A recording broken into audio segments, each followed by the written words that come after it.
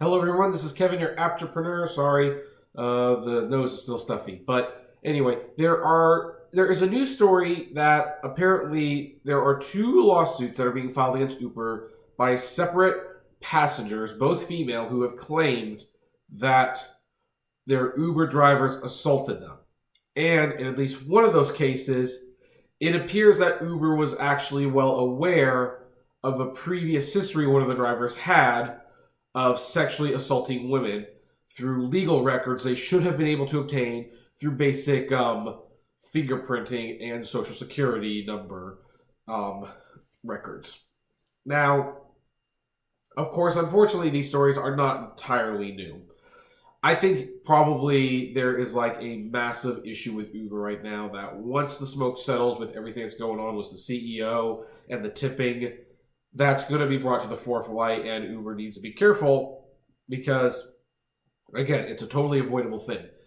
And I think it's going to be a controversy that works both ways because we are hearing so many stories about Uber passengers who are assaulted by their drivers. Likewise, we are hearing lots of stories about Uber drivers that are attacked by their passengers. And this cannot go on either level. Now, obviously, Uber, unfortunately, for better or worse, they are going to always protect the passenger first. So that's why drivers are at least done some basic background check and is asked to provide proof of work and everything, whereas passengers, all they need is a credit card to get on. So that's already frustrating itself. But it's pretty clear that whatever background check Uber has, it isn't very good. And it's pretty clear that Uber and Lyft have opposed even doing basic background check features. I have always been in favor of fingerprinting. It would take me an hour in the afternoon to do it. I'd get the results back in a week. Nothing is going to fail because my criminal record.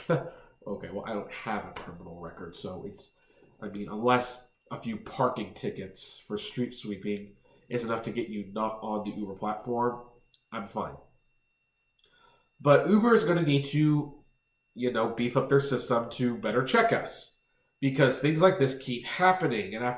And while Uber doesn't want to shoulder the costs, as they move towards this new future, I assume, of retaining drivers and not having such a high turnover rate, they're probably going to have to start vetting them a little better. Likewise, I do believe at some point they will have to start vetting the passengers as well. Maybe not to the same extent because they're passengers, but you know what? There's got to be some basic background check where you can find out that this person has a history of being intoxicated and getting into fights with people. And hey, maybe that's not someone you should be putting in an Uber where your driver is totally exposed to the world.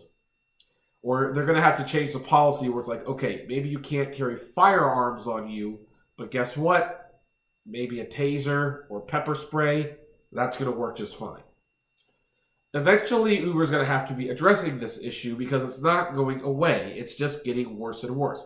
And while we hear more about the passenger side from the media, and those are the ones that get elevated because it's the passengers who's like, Uber needs to protect us, the drivers are just as equally exposed. And the drivers have been saying for a long time, where's our protection? Like, we don't even have that much protection. There have been stories, I've been on Facebook posts where people have done drug deals in the Uber. Drug transactions in the Uber. They get in the Uber, they say, take us to this address, and in the background, they're swiping crack and stuff. Do you realize how dangerous that is? I mean, never mind that these are dangerous people, and they are probably heavily armed, but if a cop pulls them over, unfortunately, being the Uber driver is not an excuse for not knowing what's going on in your own car. That's a problem. That is a very big problem, and it needs to be addressed at some point. So, that's pretty much where we can end it, unfortunately, because there's nothing else to tell. I mean, Uber's got their plates full of so much other stuff. I don't see them giving this matter their full attention anytime soon. I'm hoping and I implore whoever the next CEO is to look into this, to really look into it and think of a viable solution on both sides. Because, I mean, Uber did a pretty good job, I have to admit, of convincing people to call a stranger on their phone and pick them up and take a ride in their car. That was not an easy hurdle to overcome, and they managed to do it with flying colors. But the more people use it, the more the risk is going to be real. The more that people fear, like the horror stories that they put in their head of what would happen by getting in a stranger's car, that's going to become more and more reality the more people use it. And we need to start fixing this problem now. So I implore the next CEO, whoever they may be, to really look at a long-term viable solution to this problem. That's not the driverless cars, of course. And anyway, now I leave it up to you guys. What do you folks think? Do you have any suggestions on how Uber could fix this problem? Comment below. Like, favorite, share, subscribe. If you enjoy the videos I make, consider becoming a Patreon member or buying some swag from the Great Media Universe store. And as always, flame responsibly. Have a good one.